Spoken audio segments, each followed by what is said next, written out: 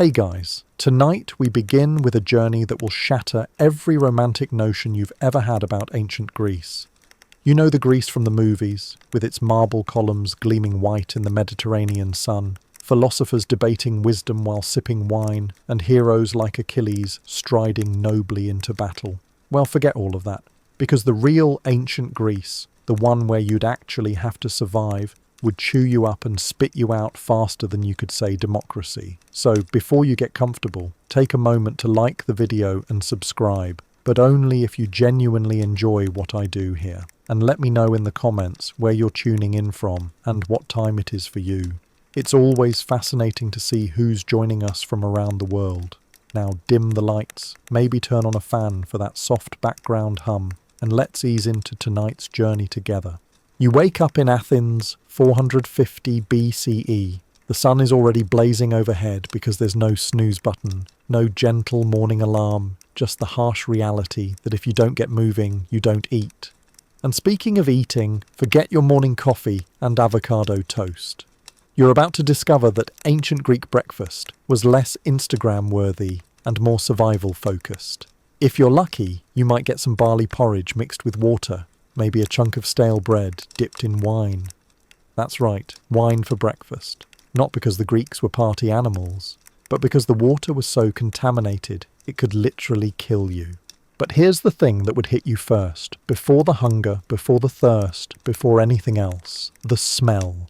Ancient Athens wasn't the pristine marble paradise you've seen in movies. It was a city of roughly 250,000 people crammed into narrow, winding streets with no sewage system, no garbage collection, and definitely no concept of personal hygiene as you know it. The stench of human waste, rotting food, and unwashed bodies would assault your nostrils the moment you stepped outside.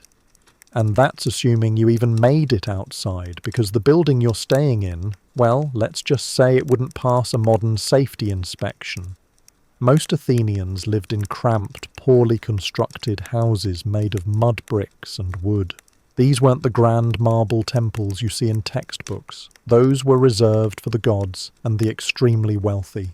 Your average Greek home was dark, smoky, and prone to collapsing without warning. Windows were just holes in the wall, sometimes covered with animal skins or wooden shutters. Glass windows? That luxury wouldn't become common for another 1,000 years. So you're living in what amounts to a slightly more sophisticated cave, and that's if you're middle class.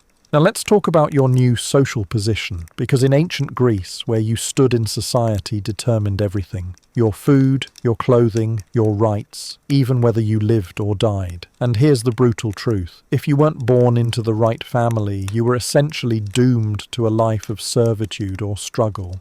The famous Athenian democracy that everyone celebrates. It only applied to free male citizens over the age of 18, and even then only those born in Athens to Athenian parents. Women, slaves, foreigners, everyone else was excluded from this golden age of democracy. Speaking of women, if you happen to be female, congratulations, you just lost about 90% of your basic human rights. Ancient Greek women were considered property, first of their fathers, then of their husbands. They couldn't vote, couldn't own property, couldn't even leave the house without male supervision in many cases. Your entire existence revolved around marriage and childbirth, and if you failed to produce male heirs, you were considered a failure as a human being. The average Greek woman was married off by age 14 to a man twice her age, often someone she'd never met before the wedding day. But even if you were a free male citizen, life wasn't exactly easy. Let's talk about your career prospects, shall we? Forget about choosing your profession based on passion or interest. In ancient Greece, you did whatever work was available, and most of it involved back-breaking physical labour under the scorching Mediterranean sun. If you were a farmer, which most people were, you'd be working tiny plots of rocky, difficult soil with primitive tools. No tractors, no modern irrigation, just you, a simple plough pulled by oxen if you were lucky, and the constant fear that a bad harvest meant starvation. The agricultural season dictated everything. You planted in the fall, prayed to the gods all winter that they wouldn't destroy your crops with floods or frost, and harvested in the blazing heat of summer. Olive trees and grapevines were crucial, but they took years to mature.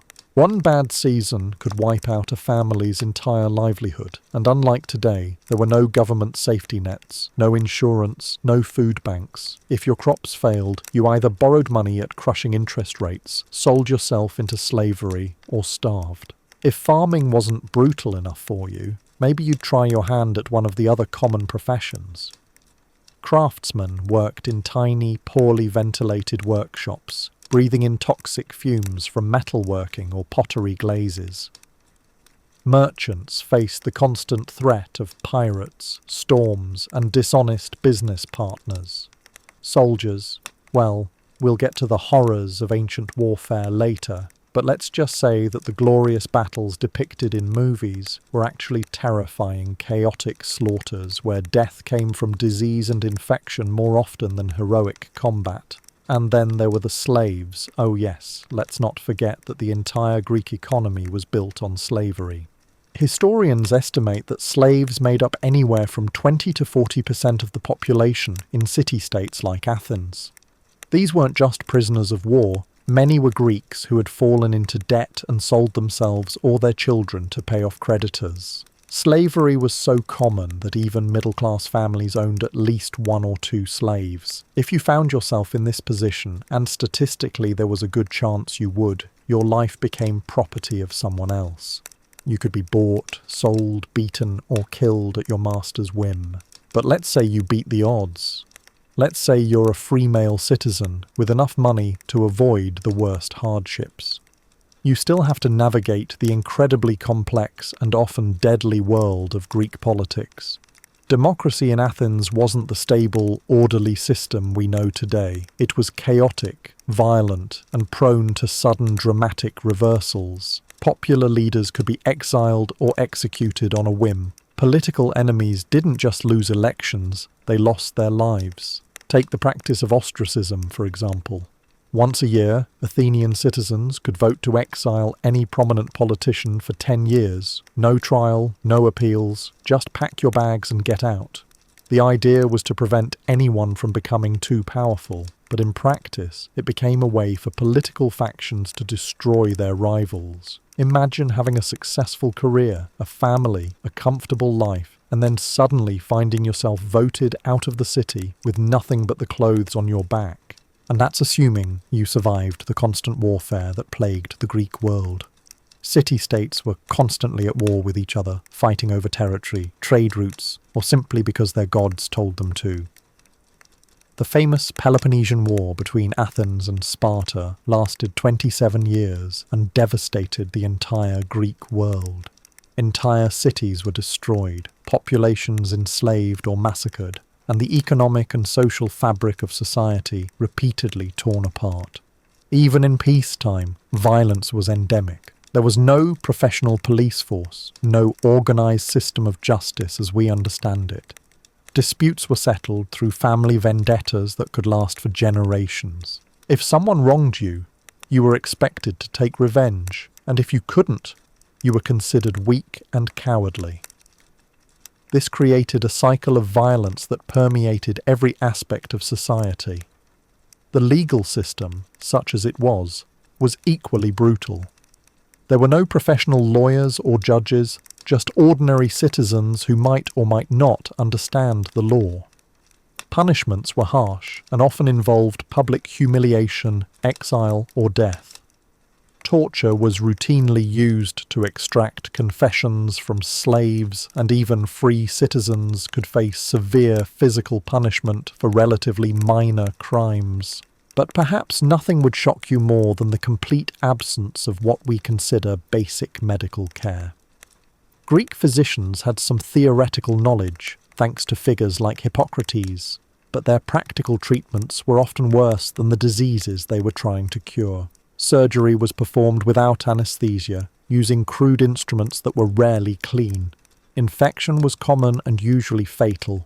Most Greeks relied on religious healing, praying to gods like Asclepius and offering sacrifices in hopes of divine intervention. Temples served as combination hospitals and religious sites where the sick would sleep overnight hoping to receive healing dreams from the gods.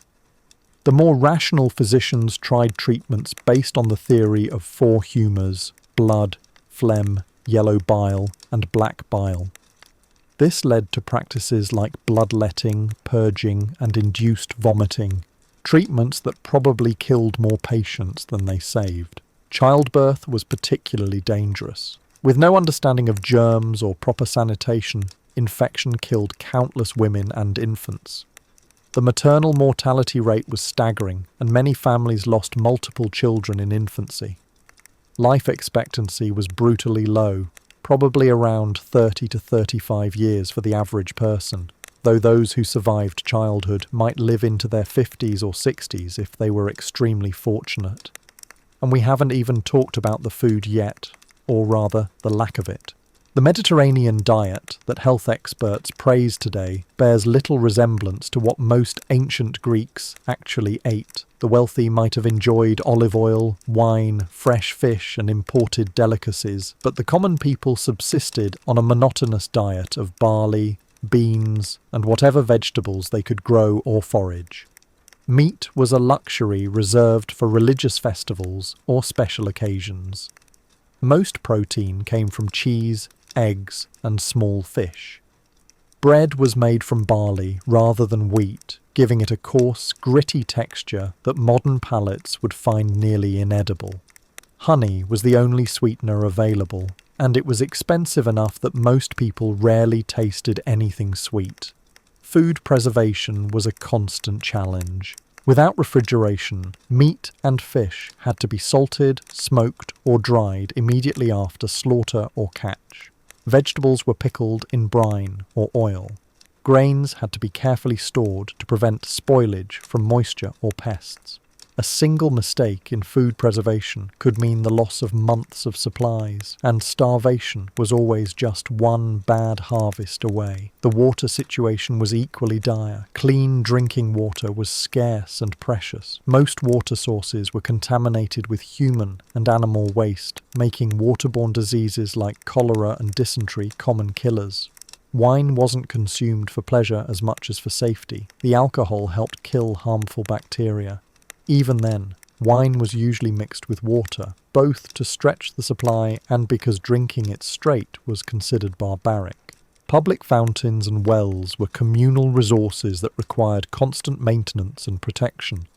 Water carriers, usually slaves or women, would trek daily to these sources with heavy clay vessels, bringing back precious supplies for cooking, cleaning, and drinking. Bathhouses existed in some cities, but they were luxuries available only to the wealthy, and even then, the water was rarely changed and quickly became a breeding ground for disease.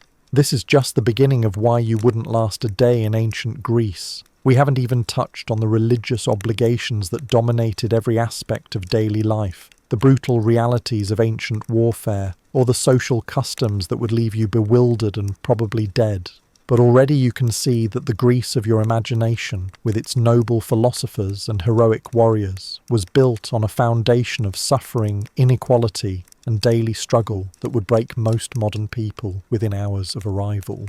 The ancient Greeks accomplished remarkable things. There's no denying that. They gave us democracy, philosophy, theatre, and architectural marvels that still inspire us today. But these achievements came at a cost that we rarely acknowledge, built on the backs of slaves, maintained through constant warfare, and sustained by a social system that valued some lives far more than others. The marble columns we admire were carved by hands that never knew freedom, and the golden age of Athens was golden only for a privileged few.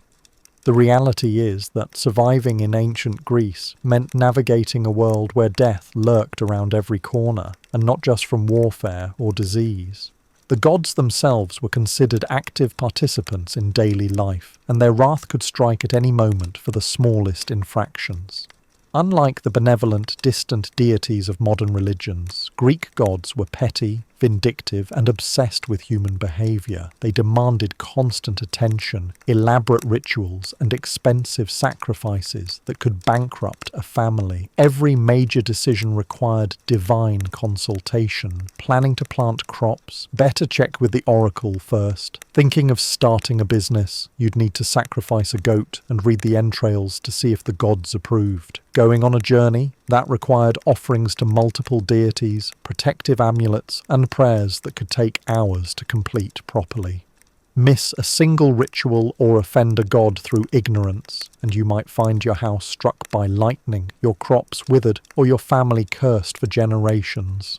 The oracle at Delphi was the most famous, but every city had its own network of priests, priestesses, and fortune-tellers who claimed to speak for the gods. These weren't gentle spiritual advisors offering comfort and wisdom. They were political powerhouses who could make or break careers, start wars, or condemn entire families to exile with a single prophecy. And their services weren't free. A proper consultation required expensive offerings, and even then, the answers came in riddles so obscure that you might spend years trying to decipher what the gods actually wanted. Religious festivals dominated the calendar, but these weren't joyous celebrations as you might imagine. They were mandatory civic duties that required days of preparation, expensive contributions, and participation in rituals that could be physically exhausting or downright dangerous. The Dionysiac festivals, for example, involved frenzied dancing, excessive drinking, and behaviour that could result in serious injury or death. Women's religious rites often included self-mutilation or other forms of ritual violence that modern minds would consider barbaric. Even your daily routine was governed by superstition and ritual. You couldn't leave the house without performing the proper prayers and making the appropriate offerings to the household gods. Your family's lairs and penates, the spirits that protected your home, required daily attention. Neglect them, and disaster would surely follow. Ancient Greeks lived in constant fear of supernatural retribution, and this fear shaped every aspect of their behaviour. But let's talk about something that would probably kill you even faster than divine wrath: the climate and living conditions. That beautiful Mediterranean weather you're imagining? Think again. Ancient Greek summers were brutally hot, with temperatures regularly soaring over 100 degrees Fahrenheit. There was no air conditioning, no electric fans, not even the luxury of ice. Buildings were designed to provide some shade, but the thick walls that kept out the heat also trapped stale, fetid air inside. Working outdoors during summer months was a form of torture.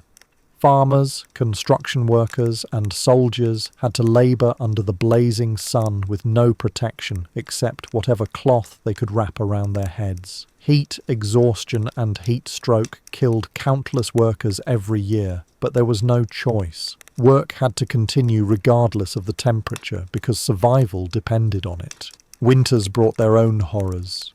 Greek houses had no central heating, no fireplaces in most rooms, and certainly no insulation. People huddled around small braziers filled with charcoal, which provided minimal heat while filling rooms with toxic smoke. Carbon monoxide poisoning was common, though the Greeks didn't understand what was killing them. They just knew that people often died mysteriously during the cold months, especially the young and old. The rainy season turned streets into rivers of mud mixed with human and animal waste. There were no storm drains, no paved roads outside the city centres, and certainly no umbrellas.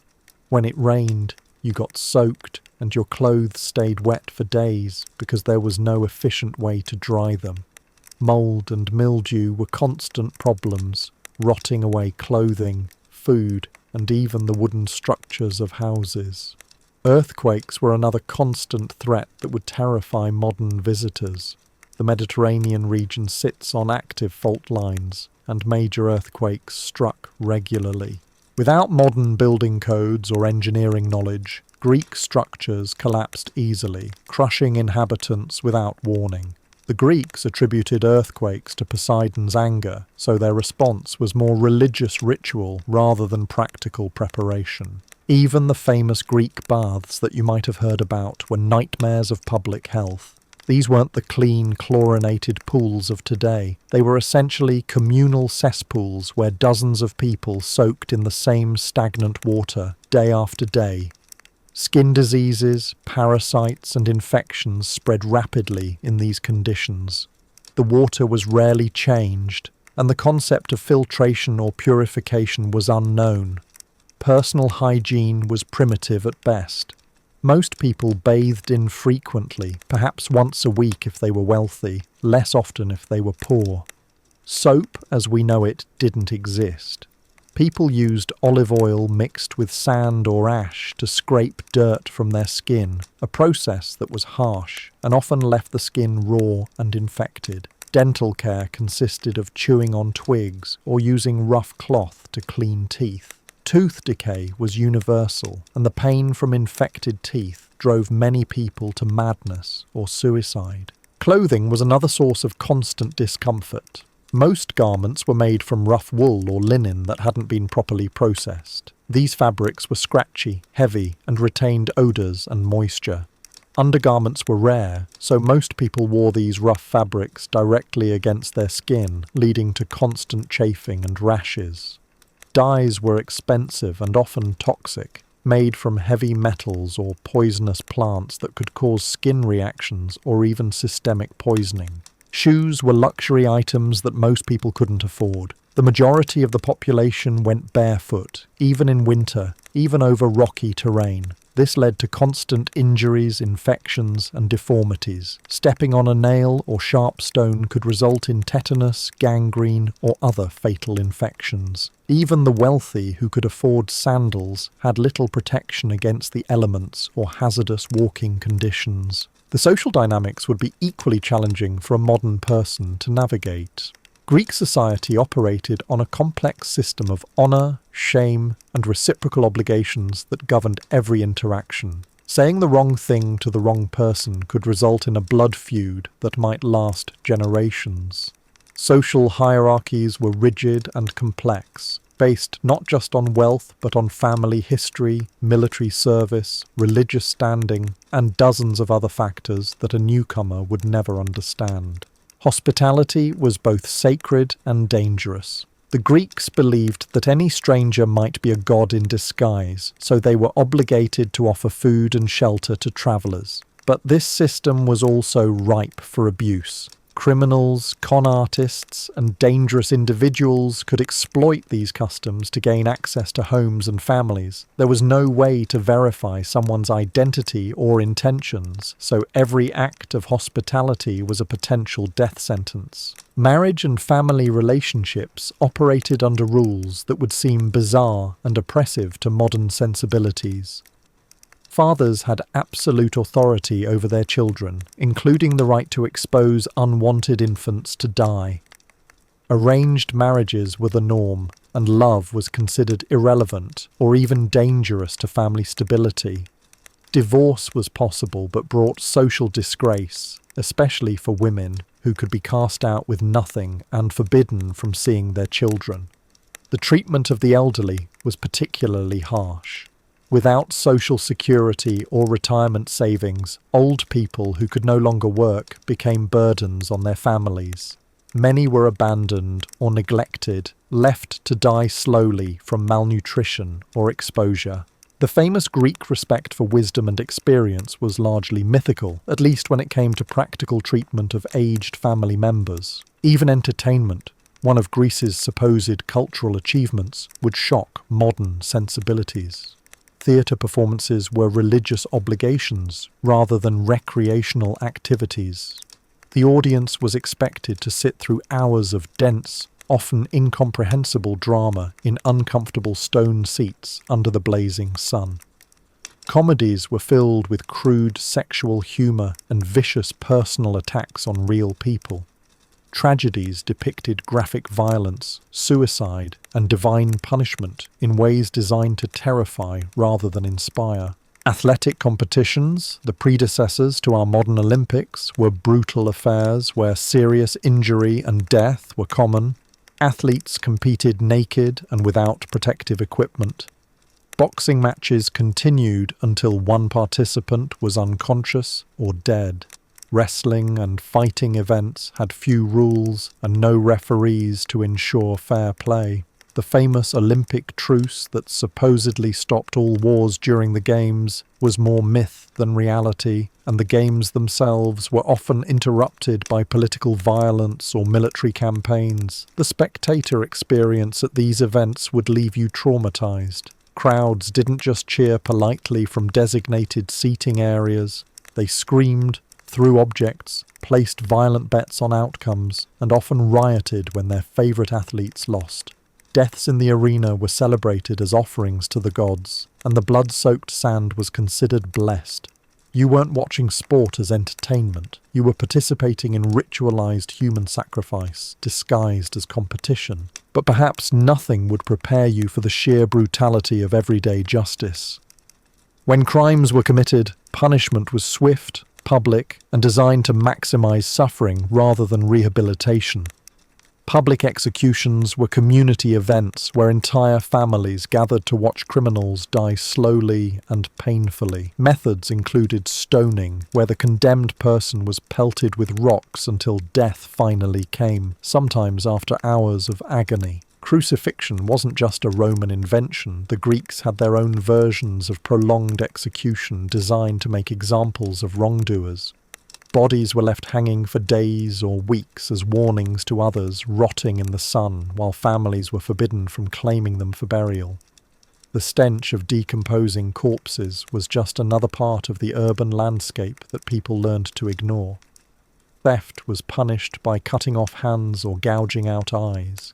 Adultery could result in public humiliation rituals where the guilty parties were paraded naked through the streets while crowds pelted them with garbage and excrement.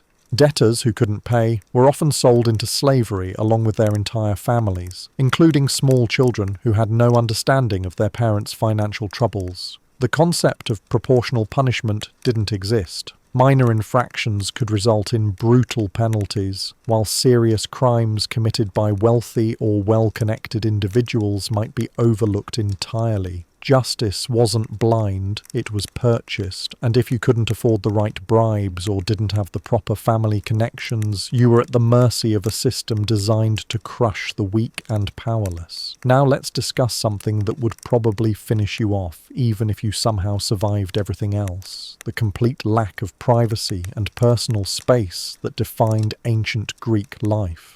The modern concept of individual rights and personal boundaries was not just foreign to ancient Greeks, it was considered antisocial and potentially dangerous. Families lived in single rooms with multiple generations crammed together.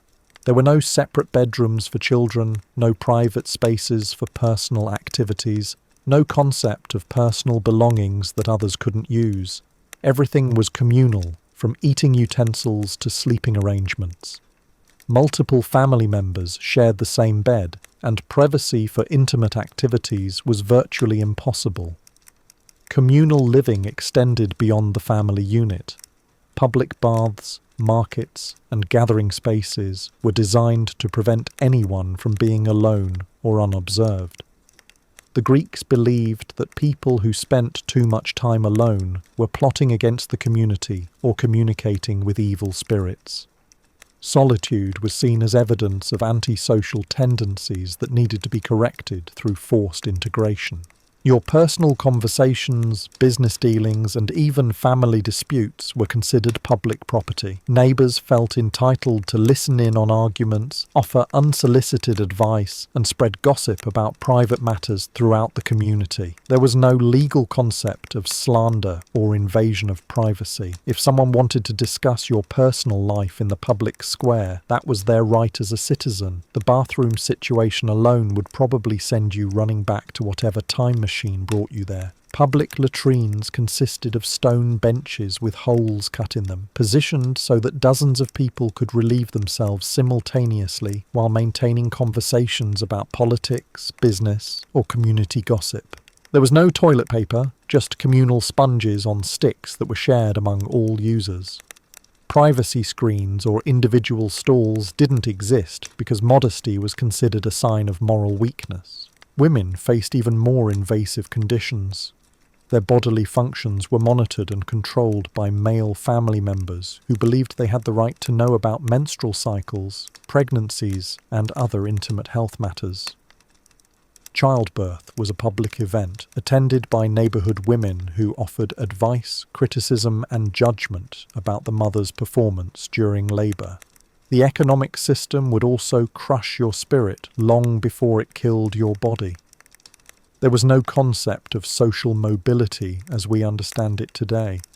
Your economic status was determined by birth, and moving between social classes was virtually impossible. If you were born poor, you stayed poor. If you were born wealthy, you might lose your fortune through bad luck or political changes, but climbing back up was nearly hopeless. Currency was primitive and unreliable. Most transactions were conducted through barter, but the exchange rates were arbitrary and constantly changing. A day's wages might buy a loaf of bread one week and half a loaf the next, depending on harvest conditions, political stability, and the whims of local merchants. There were no banks as we know them, no credit systems, no insurance against loss or theft. Interest rates on loans were crushing, often exceeding 50% annually. Failure to repay debts resulted in slavery for the borrower and their entire family. There was no bankruptcy protection, no negotiation process, no appeal system. Once you fell into debt, the spiral towards slavery was almost impossible to escape. Work contracts were verbal agreements that could be changed or cancelled at any time by employers. There were no labour protections, no safety regulations, no compensation for injuries sustained on the job. If you were hurt while working, you were simply replaced, and your family was left to deal with your disability or death without any support from your former employer. The taxation system was equally brutal and unpredictable. Wealthy citizens were expected to finance public works, religious festivals, and military expeditions through a system called liturgies. These weren't optional charitable donations, they were mandatory financial obligations that could bankrupt families overnight. The wealthy couldn't refuse these assignments, and attempting to avoid them resulted in exile or death. Even if you managed to accumulate some wealth, keeping it was another challenge entirely. There were no secure banks or safe deposit boxes. Valuable items had to be hidden in homes or buried in secret locations, making them vulnerable to theft, fire, or simple forgetfulness. Many families lost their entire fortunes when elderly patriarchs died without revealing the locations of hidden wealth. Property rights were fluid and subject to political changes. Land could be confiscated by the state for public use, military needs, or simply because a powerful official wanted it. There was no compensation system and no appeals process. Families who had owned property for generations could lose everything overnight through political manoeuvring or military conquest. The transportation system would leave you stranded and vulnerable in ways that are hard to imagine today. There were no paved roads outside major city centres, just dirt tracks that became impassable during rainy seasons. Travelling between cities required joining armed caravans for protection against bandits, wild animals, and hostile communities that viewed strangers as threats. Sea travel was even more dangerous. Ships were small, overcrowded, and prone to sinking in storms that modern vessels would handle easily. Navigation was primitive, relying on landmarks and star positions that were often obscured by weather. Pirates controlled many sea routes, and they didn't just steal cargo, they captured passengers to sell as slaves in distant markets. Communication over long distances was nearly impossible. There was no postal system, no reliable way to send messages between cities, no method for verifying that important information had been received. Business deals, family emergencies, and political developments could only be communicated through personal messengers who might be robbed, killed, or simply decide not to complete their missions.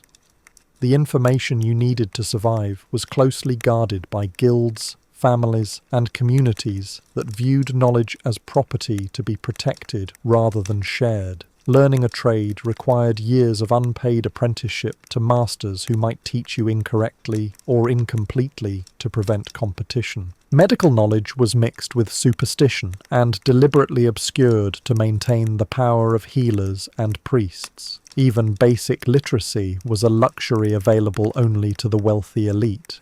Most people couldn't read or write, making them dependent on others for any information that wasn't communicated orally. Legal documents, business contracts, and government proclamations were mysteries to the majority of the population, who had to trust that literate intermediaries were representing their interests honestly. The Greeks you'd encounter wouldn't be the noble philosophical figures from your history books. They'd be desperate, often violent people struggling to survive in conditions that would break modern spirits within hours. They'd view your strange clothes, unfamiliar accent, and foreign customs with suspicion and hostility. Your inability to perform basic tasks like starting fires, preparing food, or navigating social hierarchies would mark you as either mentally deficient or dangerously foreign. Your modern sensibilities about human rights, gender equality, and social justice would be seen as evidence of moral corruption or mental illness. Expressing these views publicly would result in social ostracism at best, violent punishment at worst. The Greeks didn't just disagree with modern values, they found them fundamentally threatening to their entire worldview. The pace of life would also overwhelm you in unexpected ways. Without artificial lighting, your entire schedule revolved around sunrise and sunset. Work began before dawn and continued until darkness made it impossible to see. There were no weekends, no vacation time, no concept of work-life balance. Every day was a struggle for survival that required constant physical and mental effort. Seasonal changes dictated everything from food availability to work opportunities to travel possibilities. Winter months brought unemployment, hunger, and increased mortality rates that communities simply accepted as natural cycles. Spring meant back-breaking agricultural work that lasted from dawn to dusk. Summer brought its own challenges of heat, drought, and disease that tested human endurance to its limits. The constant uncertainty would drive you mad long before physical hardships killed you. You'd never know when the next war would start, when disease would strike your community, when political changes would upend your life, or when natural disasters would destroy everything you'd worked to build. Ancient Greeks lived with levels of stress and anxiety that would require serious psychological intervention by modern standards. But they had no concept of mental health care or emotional support systems. The Greek concept of entertainment would horrify you in ways that go far beyond the brutal athletic competitions we've already discussed. What they considered humour and fun would leave you traumatised and questioning your faith in humanity. Take their comedy performances, for instance. These weren't gentle, witty observations about daily life. Greek comedies were vicious character assassinations performed in front of thousands of people, where real citizens were mocked by name, their personal failures and embarrassing secrets turned into public spectacle. Aristophanes, considered one of the great comic playwrights, built his reputation on destroying people's lives for laughs. His plays featured graphic sexual content, crude toilet humour, and personal attacks so savage that they could ruin careers and drive targets to suicide. The audience didn't just laugh politely, they howled with delight at others' misery, throwing objects at the stage and shouting obscenities that would make modern sailors blush. But theatre was just the beginning of Greek entertainment culture. Public executions drew massive crowds who treated them like festivals. Families would pack food and make day trips to watch criminals die in creative and prolonged ways. Children were encouraged to attend these events as educational experiences, learning civic values by watching fellow humans suffer and die. The crowd would cheer when victims showed fear, jeer when they tried to maintain dignity, and place bets on how long the dying process would take. Animal fights were another popular pastime that reveals the casual cruelty embedded in Greek culture. Bears were set against wild boars, dogs were forced to fight wolves, and exotic animals imported from Africa were pitted against each other until one or both died from their injuries. The Greeks didn't see this as cruel entertainment. They viewed it as religious ritual, honouring gods who demanded blood and violence. Even children's games reflected this underlying brutality.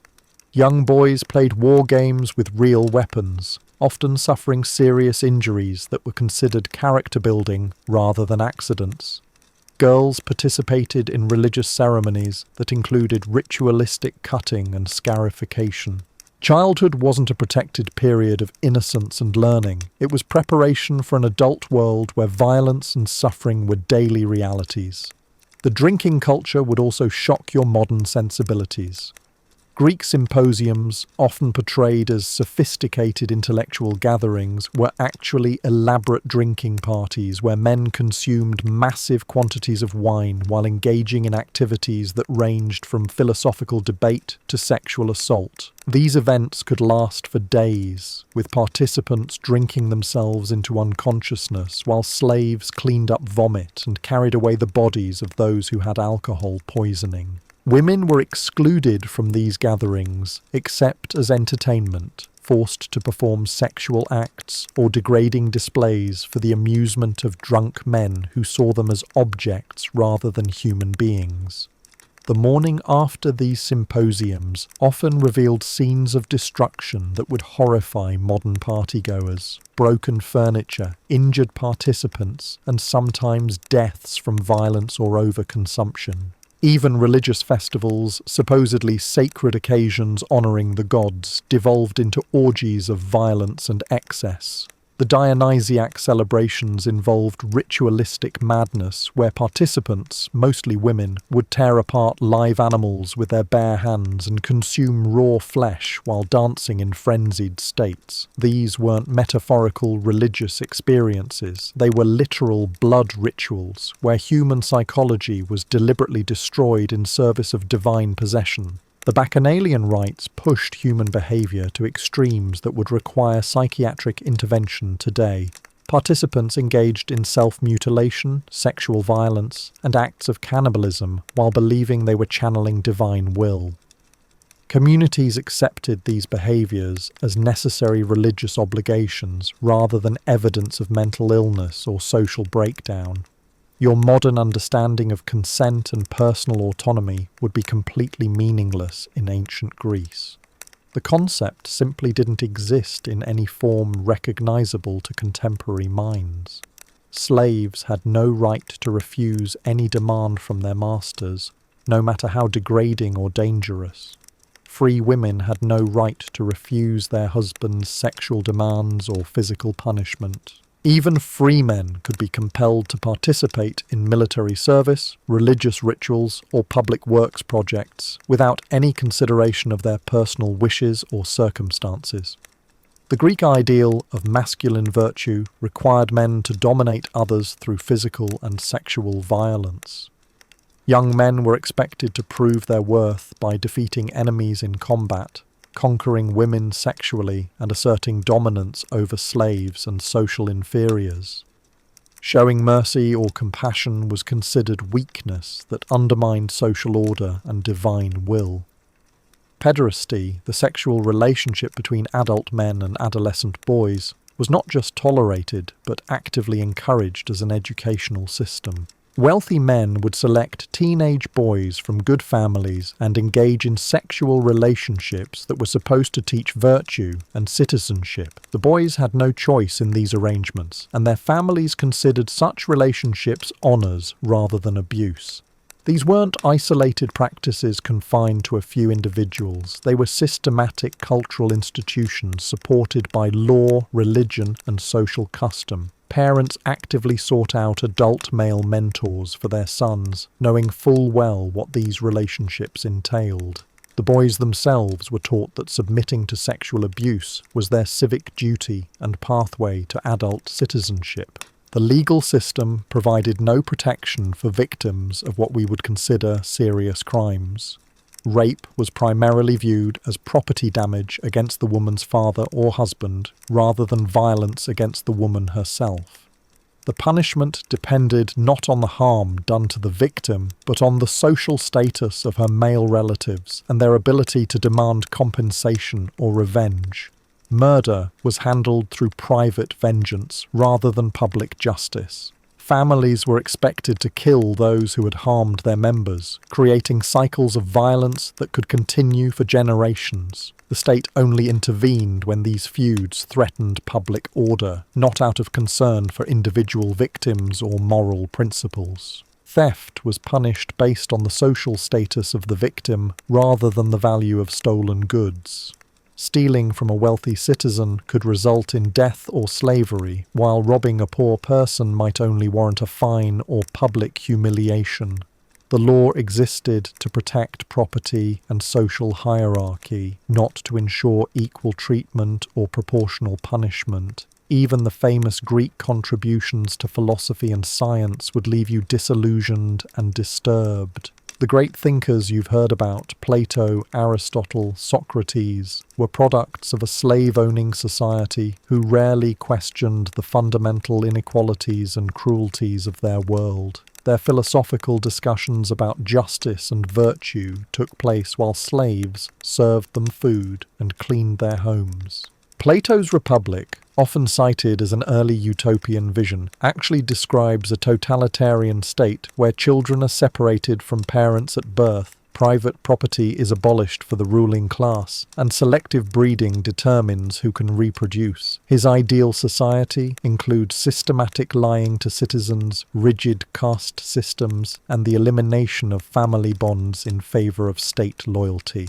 Aristotle, supposedly one of history's greatest scientific minds, argued that slavery was natural and beneficial because some humans were inherently inferior and needed to be controlled by their superiors. He believed women were defective versions of men, lacking the rational capacity for full citizenship or moral development.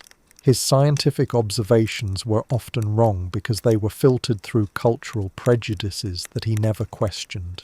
Even Socrates, famous for questioning everything, never seriously challenged the fundamental assumptions of Greek society about slavery, women's rights, or social hierarchy. His method of inquiry was limited to abstract philosophical concepts rather than the concrete injustices happening around him every day. The intellectual achievements of ancient Greece came at a cost that modern people rarely acknowledge. The leisure time necessary for philosophical contemplation was purchased with slave labour. The democratic debate celebrated in history books excluded the majority of the population from participation. The artistic masterpieces were created by craftsmen whose names we don't know because they were considered too socially inferior to merit historical recognition. Scientific progress was handicapped by religious superstition and social prejudice that prevented accurate observation and experimentation.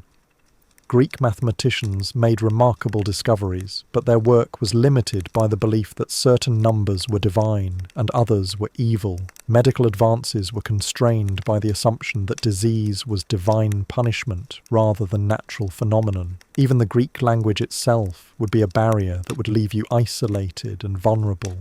Ancient Greek wasn't just different vocabulary and grammar, it was an entirely different way of thinking about the world. Concepts that seem basic to modern minds simply didn't exist in their language or thought patterns. The Greek concept of time was cyclical rather than linear, meaning they didn't think in terms of progress or improvement, but rather eternal repetition of the same patterns. Their understanding of causation was dominated by supernatural rather than natural explanations, making rational problem-solving nearly impossible by modern standards. Their mathematical concepts were limited by the lack of zero, negative numbers, and advanced algebraic thinking. Their geographical knowledge was filled with mythical places and impossible creatures that they believed were as real as anything in their immediate environment. Their historical understanding was a mixture of fact and legend that made no distinction between reliable sources and pure imagination. The social expectations placed on different age groups would also confuse and endanger you. Children were expected to work from the time they could walk, performing dangerous tasks that would violate every modern safety regulation. Teenagers were considered adults with full responsibilities, but none of the legal protections we associate with maturity. Middle-aged adults faced constant pressure to prove their continued usefulness to society through physical labour, military service, or economic productivity. Those who couldn't keep up were abandoned by their families and left to survive on charity or die from neglect. The elderly were respected in theory, but often treated as burdens whose continued existence drained resources from younger, more productive family members. Women faced different but equally harsh expectations at every stage of life. Young girls were valued only for their potential as wives and mothers, receiving no education or training that would allow them to support themselves independently. Adult women were expected to produce male children while managing household production, caring for elderly relatives, and participating in religious ceremonies that often involved physical hardship or danger. Older women who could no longer bear children lost most of their social value and were often mistreated by younger family members who saw them as obstacles to inheritance or remarriage. Widows faced particular hardships as they had few legal rights and were often forced into poverty or prostitution to survive. The concept of personal identity was also fundamentally different in ways that would leave you psychologically destabilized. Greeks didn't think of themselves as individuals with unique personalities and private inner lives. They saw themselves as representatives of their families, cities, and social roles, with little concept of personal autonomy or self-determination. Your name, appearance, behavior, and even thoughts were considered property of your family and community rather than expressions of individual identity. Deviation from expected patterns was seen as dangerous, antisocial behavior that needed to be corrected through punishment or exile. The modern idea that people should be free to express their authentic selves would have been incomprehensible and threatening to ancient Greek society. Mental illness was interpreted as divine punishment or demonic possession rather than medical condition requiring treatment and compassion. People who showed signs of depression, anxiety, or other psychological disorders were often abandoned by their families or killed to prevent the spread of spiritual contamination. The Greeks had no concept of rehabilitation or therapeutic intervention. Their response to behavioral problems was punishment, exile, or death. Even physical disabilities were seen as evidence of moral failure or divine disfavor, rather than medical conditions deserving care and accommodation. The environmental conditions would also assault your health in ways that modern medicine has made us forget. Air pollution from cooking fires, metalworking, and pottery kilns created respiratory problems that shortened lives and caused constant discomfort. Water pollution from human and animal waste spread diseases that killed thousands during epidemic outbreaks. Noise pollution was constant and overwhelming. Cities were filled with the sounds of animals, metalworking, construction, religious ceremonies, and human voices that created a cacophony that would drive modern people to distraction. There were no quiet spaces, no escape from the constant sensory assault of urban life. The smell of ancient Greek cities would be unbearable to modern noses accustomed to sanitation and air freshening. Human waste, rotting food, unwashed bodies, animal excrement, and industrial processes created an olfactory environment that would trigger nausea and headaches in anyone with contemporary sensitivities. Even the countryside offered little respite from these environmental hazards. Rural areas were filled with the smells of livestock, decomposing organic matter, and agricultural processes that would seem overwhelming to modern suburbanites accustomed to processed and packaged food production. The seasonal cycles brought their own environmental challenges that would test your endurance beyond anything you've experienced. Spring flooding turned rivers into torrents that swept away bridges, homes, and anyone unlucky enough to be caught in their path. Summer droughts dried up water sources and killed crops, leading to famine and social unrest. Fall harvests required back-breaking labour from dawn to dusk for weeks at a time, with entire communities working together to bring in crops before they spoiled. Winter brought freezing temperatures, limited food supplies, and increased mortality rates that communities accepted as natural and inevitable. The clothing and personal items available to you would be uncomfortable, impractical, and often dangerous to your health.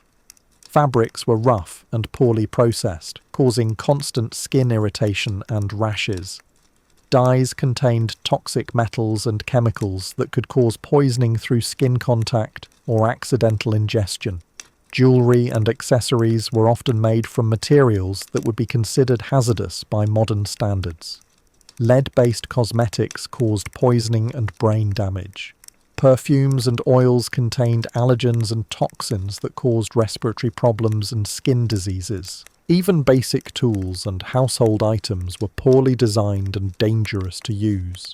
Knives had no safety features and caused frequent accidents. Pottery contained lead glazes that leached into food and water. Cooking implements were made from materials that released toxic fumes when heated. The beds you'd sleep on were infested with insects, mites, and other parasites that would keep you awake with constant itching and biting. The straw and fabric used for mattresses and blankets harboured bacteria and fungi that caused skin infections and respiratory problems.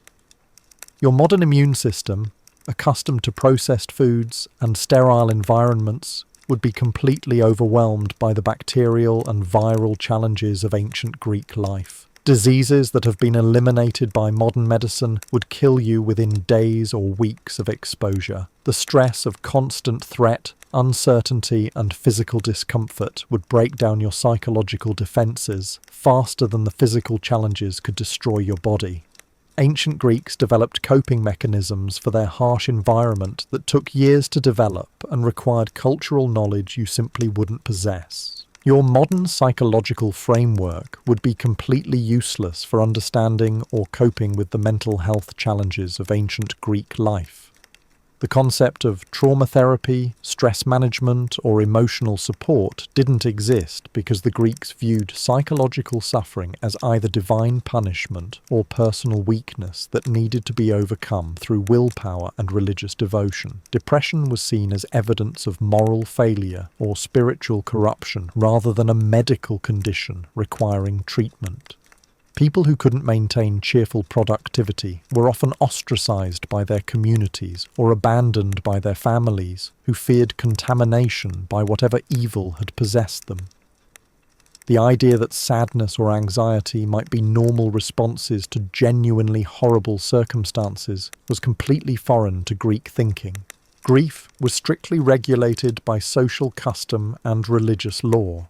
You were allowed specific periods for mourning dead relatives, but extending your sorrow beyond the prescribed time was considered selfish and potentially dangerous to community welfare. Widows who couldn't stop crying within the designated mourning period might be forcibly remarried or exiled to prevent their negative emotions from spreading to others. The support systems that modern people rely on during difficult times simply didn't exist. There were no counsellors, therapists, or social workers trained to help people process traumatic experiences or develop healthy coping strategies. Religious priests offered spiritual guidance, but their advice usually involved accepting suffering as divine will rather than finding ways to reduce pain or improve circumstances. Family members were expected to provide emotional support, but they were dealing with their own survival challenges and had little time or energy for extended caregiving. Mental health problems were often seen as burdens that threatened the entire family's welfare, leading to situations where suffering individuals were abandoned or mistreated by the very people who should have helped them. The physical demands of daily life would overwhelm your body in ways that would surprise you. Modern people, even those who consider themselves physically fit, are adapted to controlled environments, regular meals, and predictable schedules that don't exist in ancient Greece. Your muscles, joints, and cardiovascular system would be constantly stressed by demands they were never designed to handle. Manual labour wasn't just hard work. It was a form of slow-motion torture that destroyed bodies over time. Farmers spent their days bent over in fields, developing spinal deformities and joint problems that caused constant pain. Craftsmen worked in cramped positions, using repetitive motions that led to permanent disabilities. Even walking long distances on rough terrain would leave you with foot injuries and leg problems that could take months to heal without proper medical care.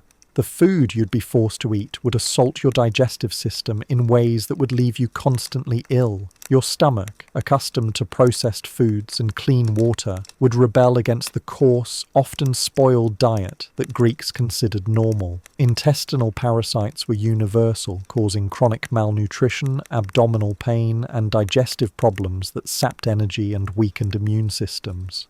Food poisoning was a regular occurrence that people simply accepted as part of life. Without refrigeration or understanding of bacterial contamination, meals were often partially spoiled by the time they were consumed. The symptoms of mild food poisoning, nausea, diarrhea, stomach cramps were so common that they were considered normal rather than signs of illness requiring treatment.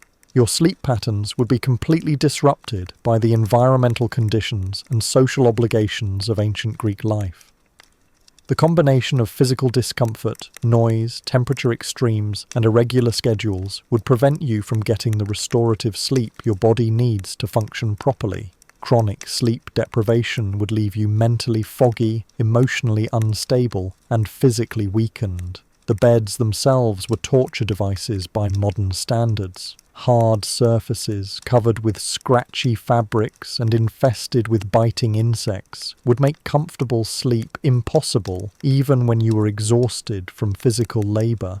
The shared sleeping arrangements meant you'd be constantly disturbed by other people's movements, snoring, and bodily functions throughout the night. Privacy for basic bodily functions was non-existent in ways that would psychologically traumatize modern people. The communal latrines, shared bathing facilities, and open living spaces meant that every aspect of your physical existence was subject to public observation and comment. Your bowel movements, personal hygiene habits, and intimate activities would be community knowledge that could be used against you in social or legal disputes. The lack of personal space would drive you to psychological breakdown within days of arrival. Modern people are accustomed to having private areas where they can retreat from social interaction and process their thoughts and emotions alone. In ancient Greece, solitude was viewed with suspicion and prevented whenever possible through architectural design and social custom. Your clothing would become a source of constant discomfort and social anxiety. The rough fabrics would chafe your skin raw, especially in areas where movement created friction. The lack of underwear meant that outer garments were in direct contact with your body, absorbing sweat, oils, and other bodily secretions that created perfect breeding conditions for bacteria and fungi. Washing clothes was a major undertaking that couldn't be done frequently, so you'd be wearing the same garments for weeks at a time while they accumulated layers of dirt, sweat, and odours. The social stigma of appearing unkempt would conflict with the practical impossibility of maintaining cleanliness, creating constant stress about your appearance and social acceptability. The footwear situation would leave you with injuries and infections that could easily become life-threatening. Most people went barefoot or wore simple sandals that provided no protection against sharp objects, rough terrain, or extreme temperatures. Stepping on thorns, broken pottery, or animal waste was a daily occurrence that led to cuts, puncture wounds, and infections. Without proper foot protection, you develop calluses, blisters, and deformities that made walking increasingly painful over time. The lack of arch support and cushioning would cause problems with your ankles, knees, and back as your body tried to compensate for the constant impact and stress of walking on uneven surfaces. The seasonal clothing changes would be inadequate for protection against weather extremes. Winter garments were heavy and bulky, but provided little actual warmth, leaving you constantly cold and susceptible to respiratory infections. Summer clothes offered no protection against sun exposure, leading to severe burns and heat-related illnesses that could be fatal. The social pressure to maintain appearances despite these physical challenges would add psychological stress to your already overwhelming situation. Greeks judged each other harshly based on clothing, grooming, and physical presentation, but the tools and resources needed to meet these standards were unavailable to most people. Your modern understanding of nutrition would be useless in an environment where food choices were limited by availability, cost, and social custom rather than health considerations. The Greek diet was nutritionally inadequate by contemporary standards, lacking essential vitamins, minerals, and proteins needed for optimal health and development. Vitamin deficiencies would cause problems you've never experienced, from night blindness and bleeding gums to joint pain and neurological symptoms. Scurvy, rickets, and other deficiency diseases were common and often fatal, but the Greeks had no understanding of the connection between diet and these health problems. The limited variety of available foods would leave you craving nutrients and flavors that simply didn't exist in the ancient Mediterranean world. Your taste buds, accustomed to processed sugars, artificial flavors, and exotic spices, would find Greek food bland and unsatisfying, even when you were desperately hungry. Meal preparation would consume enormous amounts of time and energy that you'd struggle to provide while dealing with other survival challenges. Every meal required hours of work to gather ingredients, prepare cooking fires, process grains and vegetables, and clean up afterward. There were no shortcuts, convenience foods, or labour-saving devices to reduce this burden. The irregular meal schedule would disrupt your metabolism and energy levels in ways that would affect your physical and mental performance. Greeks ate when food was available rather than at regular intervals, leading to periods of overeating followed by extended fasting that stressed the digestive system and caused dramatic fluctuations in blood sugar levels. Your immune system, weakened by stress, malnutrition, and exposure to unfamiliar pathogens, would be constantly fighting infections and illnesses that your body had never encountered. The combination of poor sanitation, contaminated water, and close contact with sick people would expose you to diseases that could kill you within days. Even minor injuries would become major health threats without proper medical care and antibiotics. A simple cut from a kitchen knife or a scrape from falling on stone pavement could develop into life-threatening infections that would spread throughout your body faster than ancient remedies could address them. The psychological impact of watching people around you suffer and die from preventable causes would traumatize you in ways that ancient Greeks had learned to accept as normal. Death was so common and visible that communities developed cultural practices for dealing with constant loss, but you wouldn't have these coping mechanisms or the emotional callousness needed to function in such an environment. Your modern expectations about medical care, pain relief, and life expectancy would make you psychologically unprepared for the reality of ancient Greek mortality rates. Seeing children die from diseases that are easily preventable today, watching adults suffer from conditions that modern medicine treats routinely, and facing your own likely early death would create despair and panic that would interfere with your ability to survive. The communication barriers would isolate you in ways that go far beyond simple language differences. Ancient Greek wasn't just different vocabulary, it represented completely different ways of thinking about time, causation, morality, and human relationships. Even if you learned to speak the language, you'd never fully understand the cultural concepts and assumptions that governed social interaction. Your attempts to communicate modern ideas would be misinterpreted as evidence of mental illness, foreign corruption, or divine punishment. Concepts that seem obvious to contemporary minds, like individual rights, gender equality, or scientific reasoning, would mark you as dangerously antisocial and potentially criminal. The non-verbal communication patterns would also confuse and endanger you. Greeks used different gestures, facial expressions, and body language to convey meanings that you wouldn't understand. Inadvertent violations of these unspoken rules could result in serious social consequences, from ostracism to physical violence, without you ever understanding what you did wrong. Your modern accent and speech patterns would immediately identify you as foreign, making you a target for suspicion, discrimination, and exploitation. Foreigners had few legal protections and were often blamed for community problems or used as scapegoats during times of social unrest. The religious obligations would consume time and energy that you desperately needed for survival, while providing no actual benefits that you could recognize or appreciate.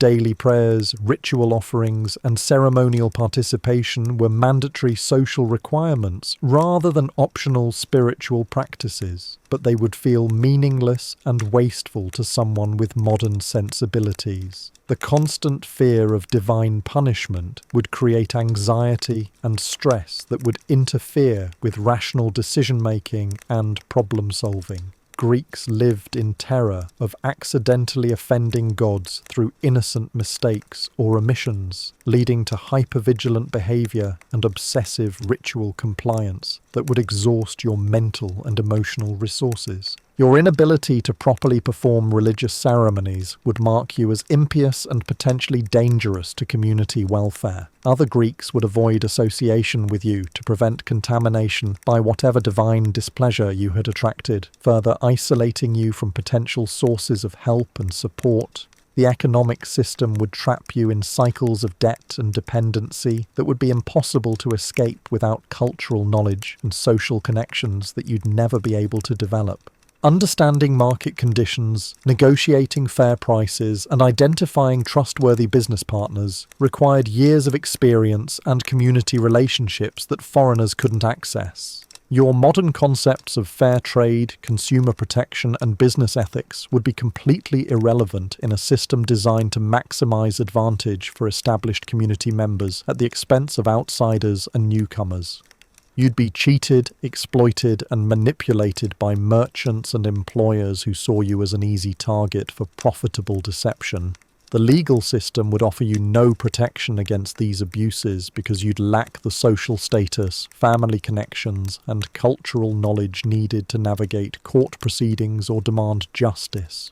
Your complaints would be dismissed or ignored, and your attempts to seek legal remedy would probably result in additional punishment for wasting the community's time with frivolous concerns. Your modern work skills and knowledge would be completely useless in an economy based on manual labour, agriculture, and primitive crafts.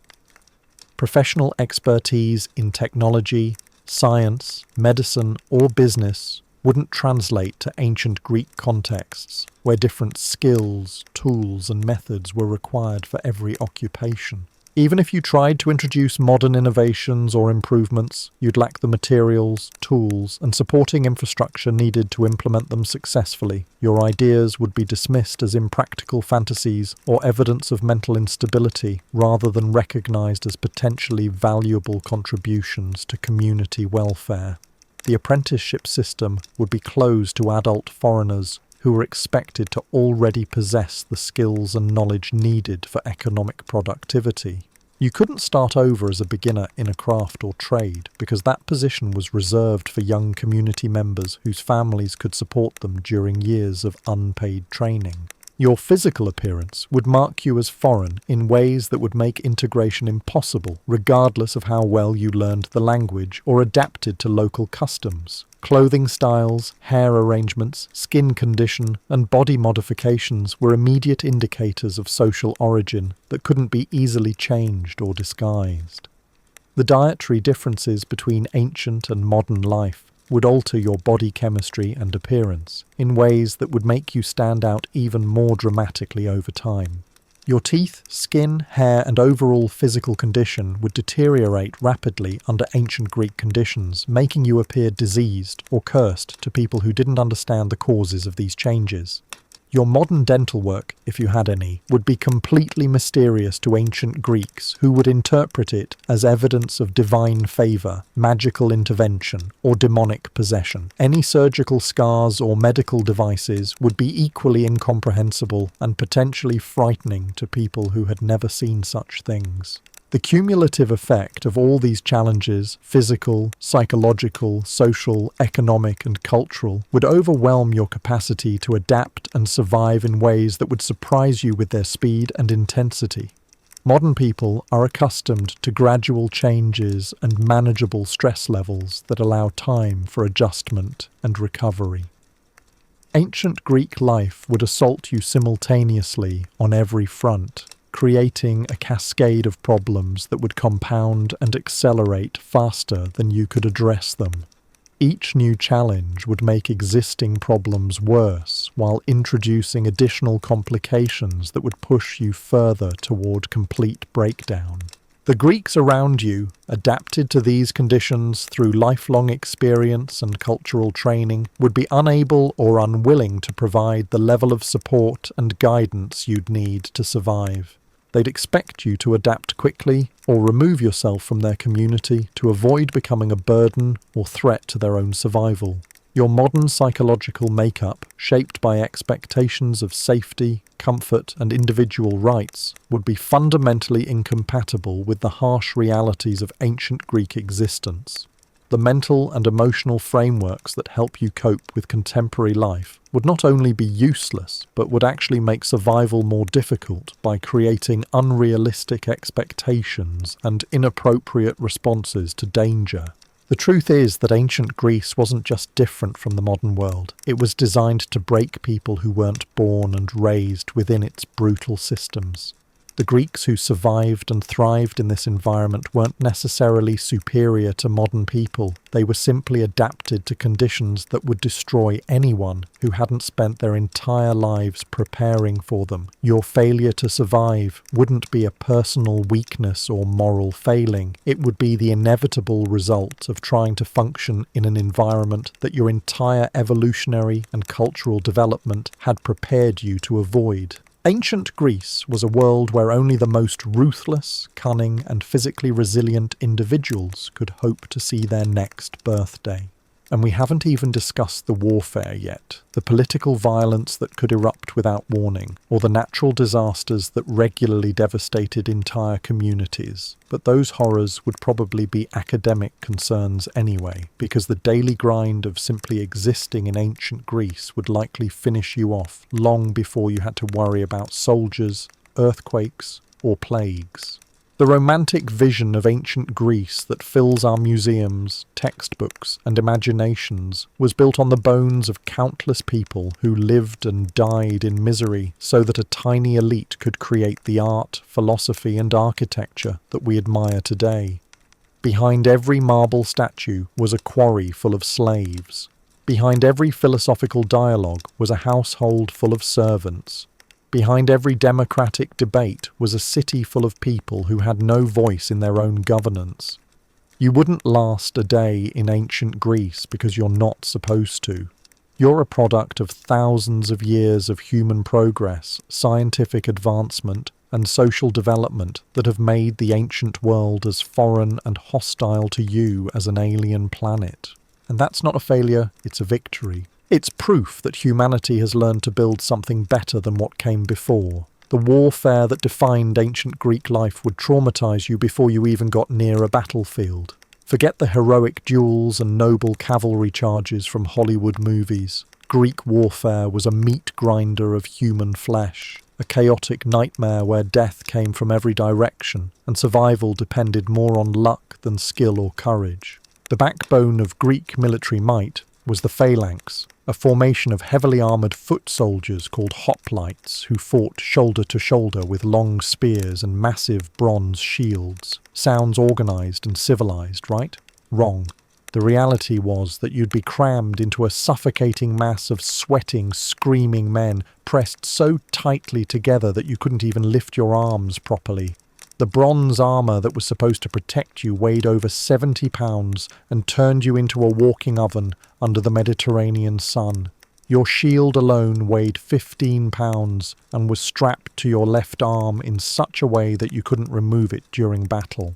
This wasn't just equipment, it was a death trap. If you fell down, the weight of your armour made it nearly impossible to get back up before enemy spears found the gaps in your bronze plating. And those spears, called sarissas in some Greek armies, were up to 20 feet long, meaning death could reach you from distances that would make modern soldiers with rifles nervous. The psychological horror of phalanx warfare would break your mind long before it broke your body. Imagine standing in a line of men, waiting for the enemy formation to charge directly at you with thousands of iron-tipped spears aimed at your chest. There's nowhere to run because your own allies are pressed against your back, and the social shame of cowardice was worse than death itself. Greek soldiers who fled from battle were marked for life as cowards, banned from holding public office, forbidden from marrying, and often forced into exile. When the two phalanxes finally collided, the sound alone would deafen you. Bronze shields crashing against bronze shields, spear points scraping against armour, and the screams of wounded men created a cacophony that ancient writers compared to thunder or earthquakes, but the smell would be worse than the sound. Human blood, bowel contents released by terrified soldiers, sweat, vomit, and the metallic stench of bronze heated by the sun and friction created an olfactory assault that would trigger your gag reflex even as you tried to fight for your life. The actual combat was nothing like the choreographed sword fights you've seen in movies. It was desperate, clumsy, and brutal. Most killing happened with short thrusting motions through gaps in armour, targeting the groin, armpits, or neck where bronze plates couldn't provide complete protection. Soldiers rarely had clean deaths, instead bleeding out slowly from multiple wounds while their comrades trampled over their bodies. Medical care on ancient battlefields consisted of pulling wounded soldiers out of the fighting line and hoping they didn't die from blood loss or infection. There were no medics, no stretchers, no morphine for pain relief. Injured men either walked away from the battle under their own power or died where they fell. Amputation was performed with the same tools used for butchering animals, and the survival rate for serious wounds was essentially zero, but battlefield injuries were only part of the horror. Greek armies lived rough during campaigns, sleeping on the ground without tents, eating spoiled food, and drinking contaminated water from whatever sources they could find.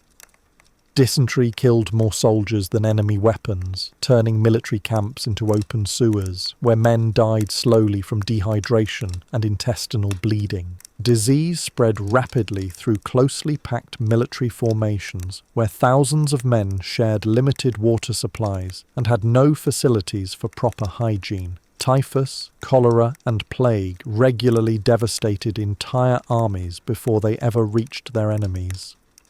The famous Athenian plague during the Peloponnesian War killed more people than all the battles combined, turning the city into a charnel house where bodies rotted in the streets because there weren't enough living people left to bury them. Naval warfare was even more terrifying than land battles. Greek warships called triremes were essentially floating battering rams powered by 200 oarsmen crammed into a vessel barely 100 feet long. These ships were designed to ram enemy vessels at high speed, smashing through their hulls and sinking them in minutes. Being on the receiving end of such an attack meant drowning in the Mediterranean while wearing 70 pounds of bronze armour. Even if your ship wasn't sunk, naval combat involved boarding actions where soldiers fought hand-to-hand on narrow, slippery decks while the vessels pitched and rolled in heavy seas. Falling overboard in full armour meant certain death, but staying on deck meant facing enemy marines who had no interest in taking prisoners. Naval battles were fights to the death where entire crews were slaughtered or drowned within sight of their home ports. The siege warfare that characterised many Greek conflicts would test your sanity in ways that modern people can barely comprehend. Cities under siege would be surrounded for months or years, slowly starving while disease ravaged the trapped population. Defenders ate leather, tree bark, and eventually each other as food supplies ran out and social order collapsed. Attackers weren't much better off, camping in disease-ridden conditions outside enemy walls while trying to breach fortifications using primitive siege engines.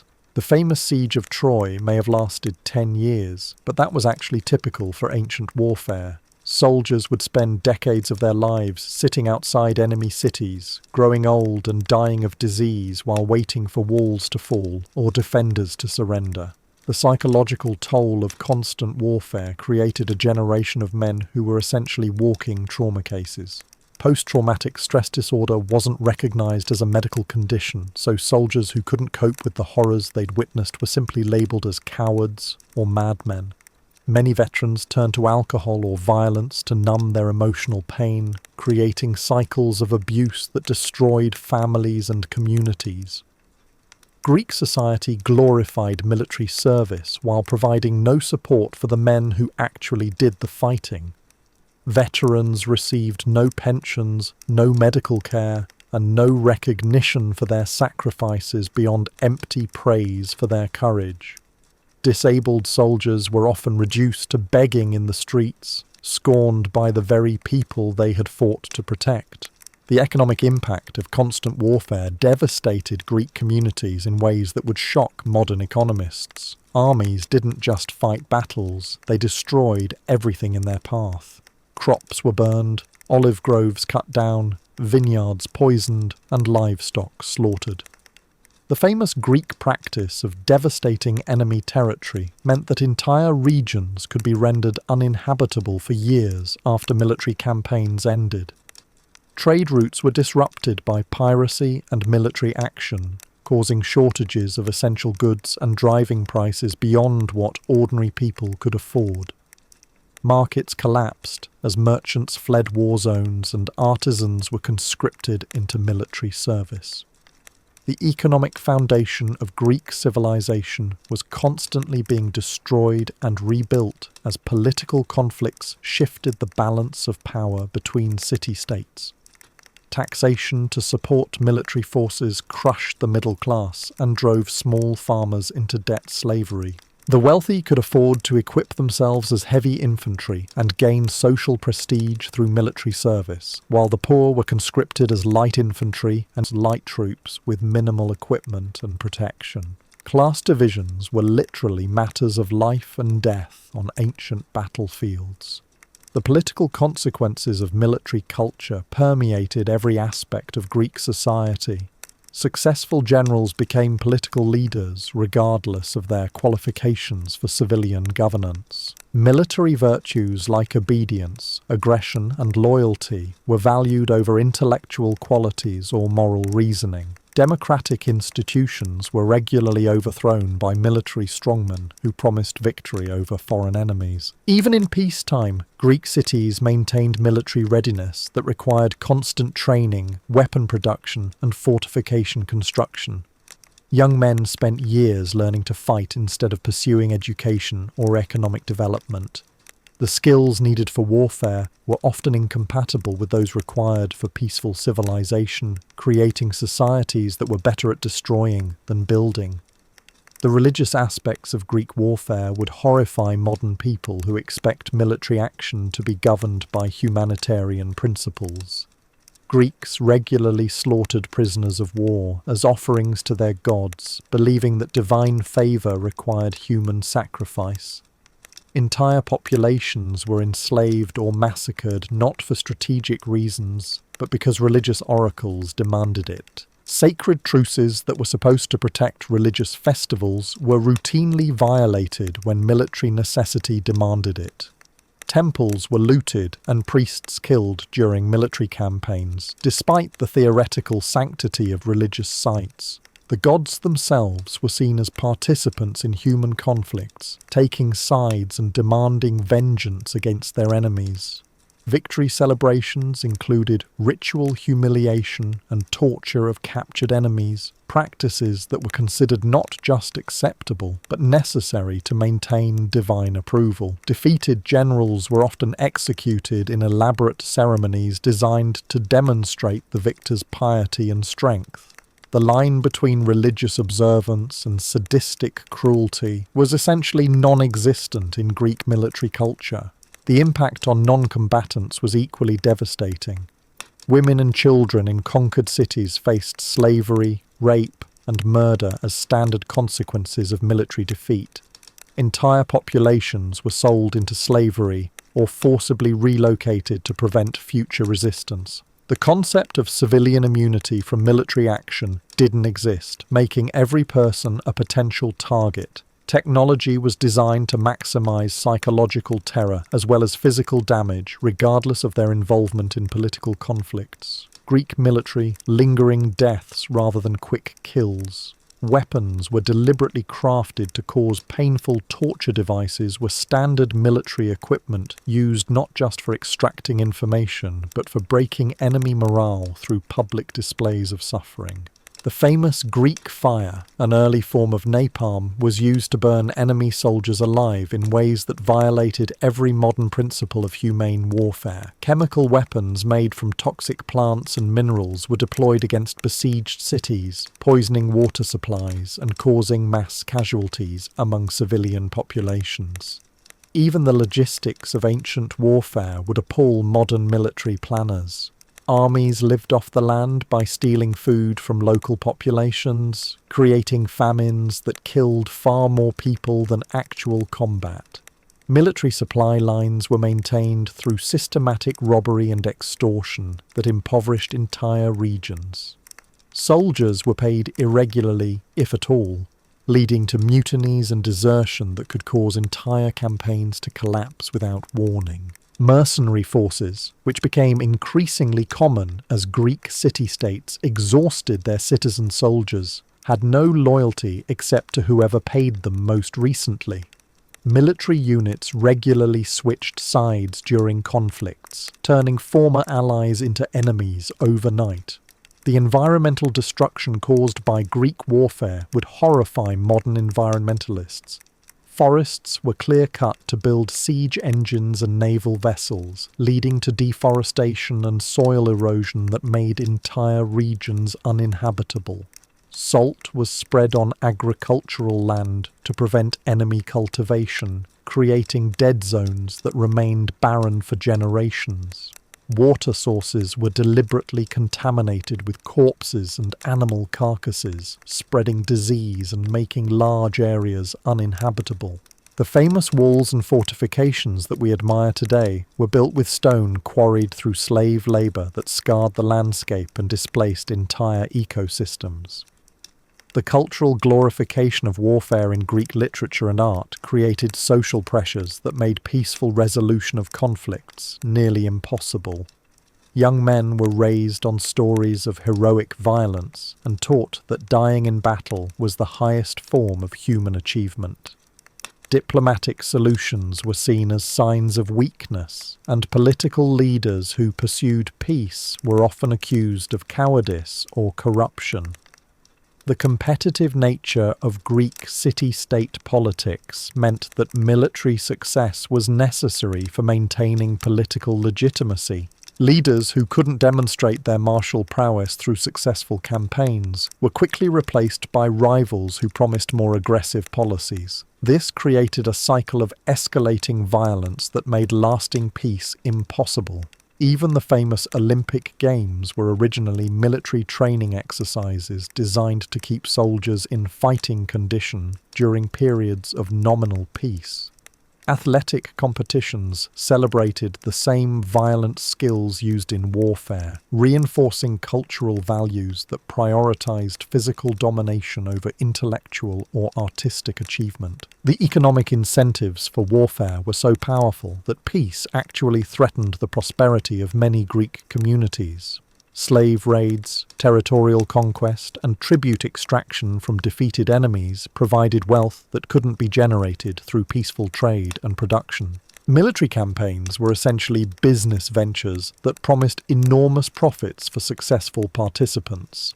Professional soldiers, mercenaries, and military contractors had vested interests in maintaining conflicts that provided their livelihood.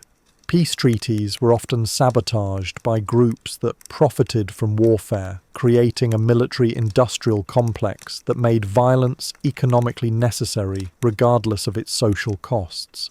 The technological arms race between Greek city-states drove innovation in metallurgy, engineering, and chemistry that had military applications but few peaceful uses.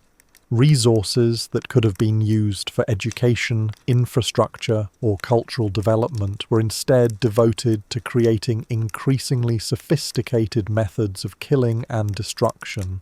The psychological conditioning required to create effective soldiers damaged young men in ways that made them unsuitable for civilian life.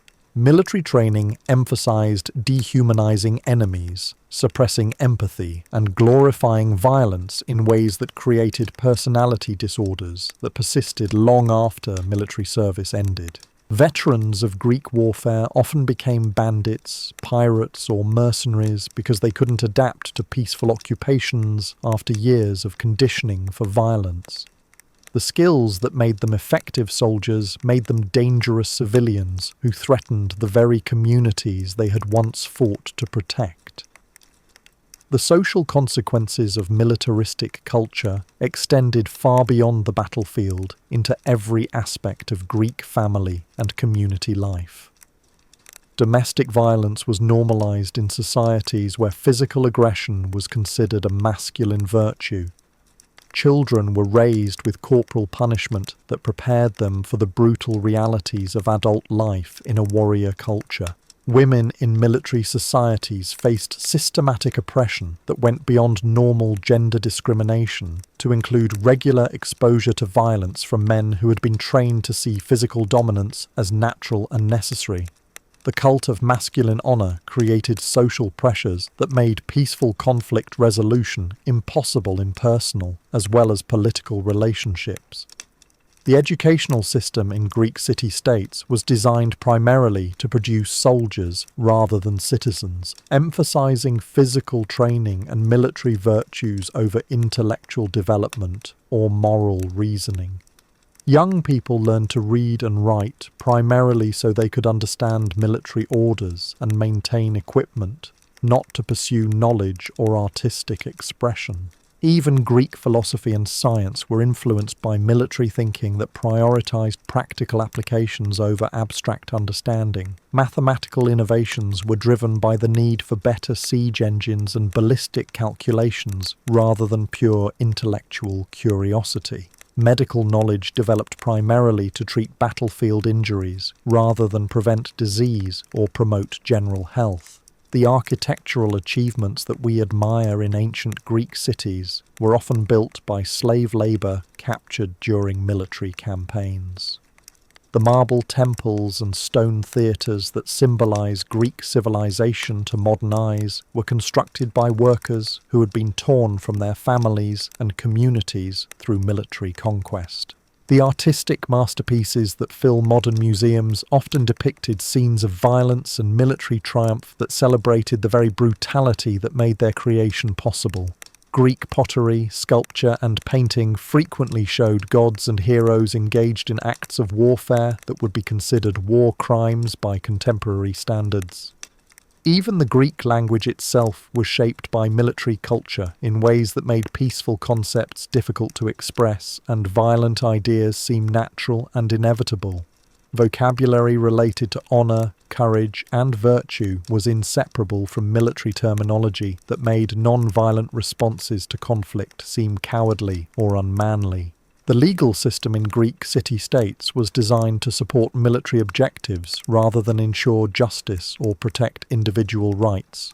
Laws governing property, family relationships, and civic duties were all subordinated to the need for maintaining military readiness and supporting ongoing conflicts with neighbouring cities. The religious beliefs that governed Greek spiritual life were dominated by warrior gods who demanded blood sacrifice and rewarded military aggression. Even peaceful deities like Athena were associated with warfare and strategic violence that made religious observance inseparable from military culture. The festivals and public ceremonies that brought Greek communities together were often military parades or victory celebrations that reinforced the importance of warfare in civic life.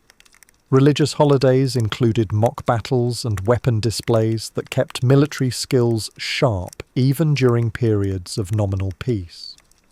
The historical records that preserve Greek civilization for modern study were written primarily by men who saw military conquest as the most important form of human achievement.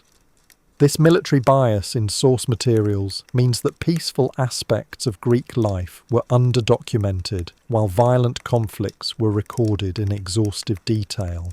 The democratic institutions that Greeks are famous for developing were actually designed to make military decision-making more efficient rather than protect individual rights or promote social justice. Democratic assemblies primarily debated questions of war and peace, with civilian concerns receiving secondary attention.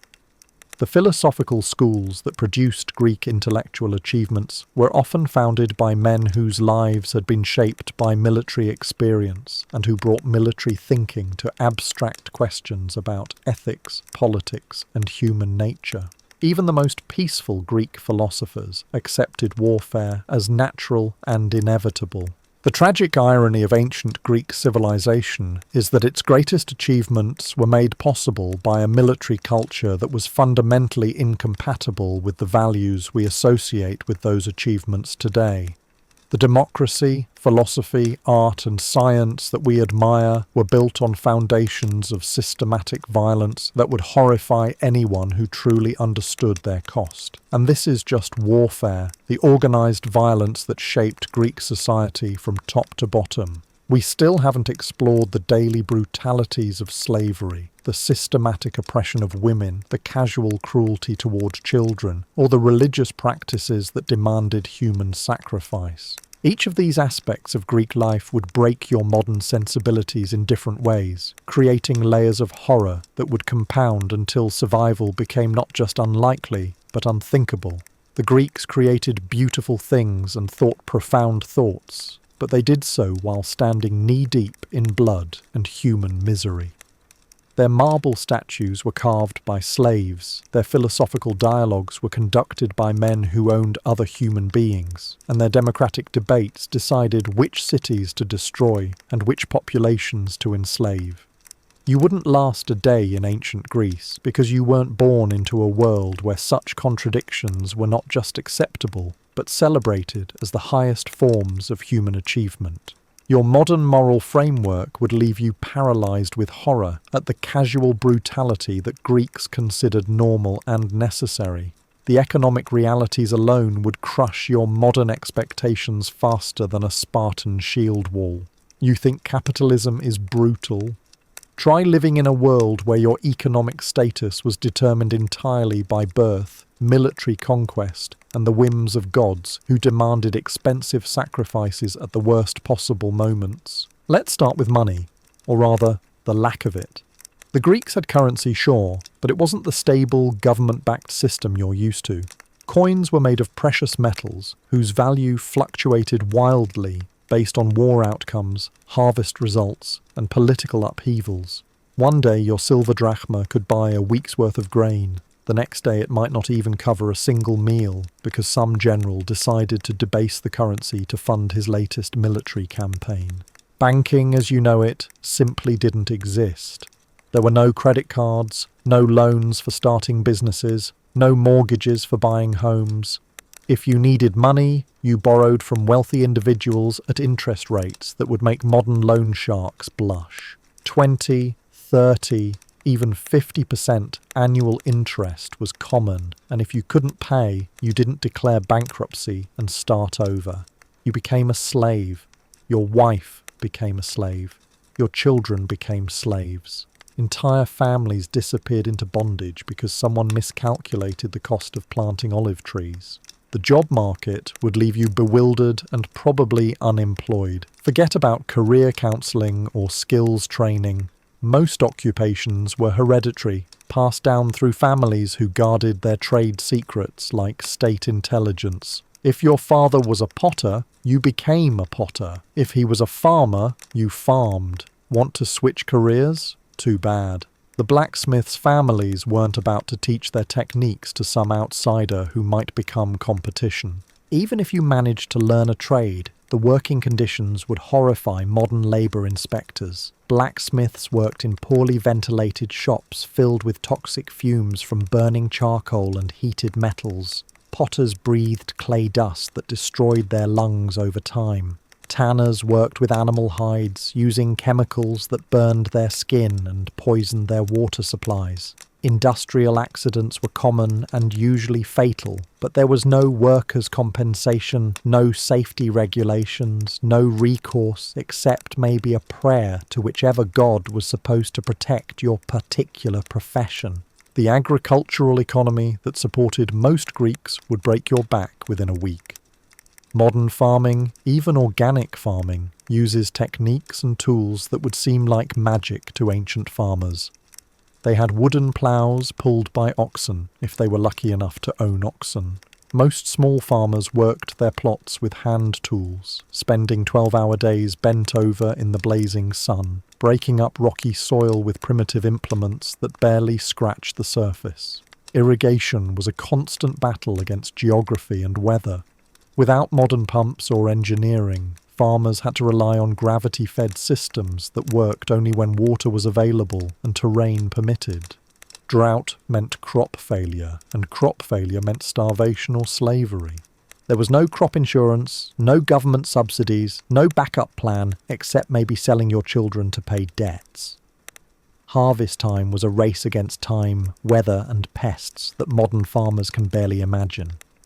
Grain had to be cut by hand with sickles, threshed by having animals trample it, and winnowed by throwing it in the air and hoping the wind separated wheat from chaff. A sudden rainstorm could destroy months of work in hours, and there was nothing you could do except watch your family's survival wash away in muddy streams. Storage was another nightmare. Without proper facilities, grain attracted rodents, insects, and mould that could turn a successful harvest into a pile of rotting waste.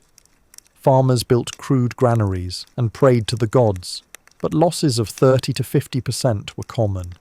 You'd work all year to produce food, then watch half of it spoil before you could eat it. The taxation system would drive you to madness or rebellion. Greeks didn't pay income taxes like modern citizens. They faced something far worse: liturgies.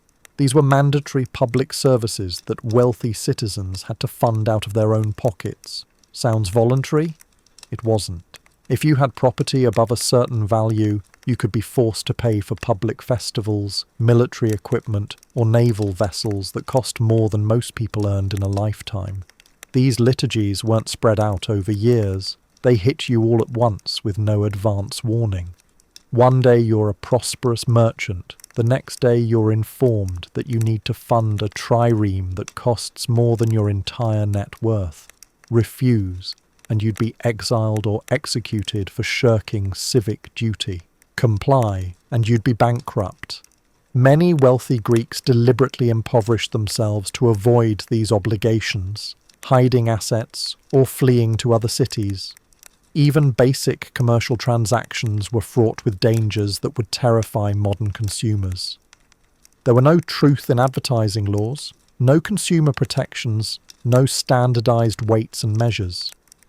Merchants routinely cheated customers with watered-down wine, grain mixed with sawdust, and olive oil cut with cheaper substitutes. You had to personally inspect everything you bought, and even then you might not discover the fraud until you got home. Contracts were verbal agreements enforced by social pressure rather than legal systems. If someone cheated you in a business deal, your only recourse was to ruin their reputation through gossip or challenge them to physical combat. Commercial law existed in theory, but it was so expensive and time-consuming to pursue that most people simply accepted being cheated as part of doing business.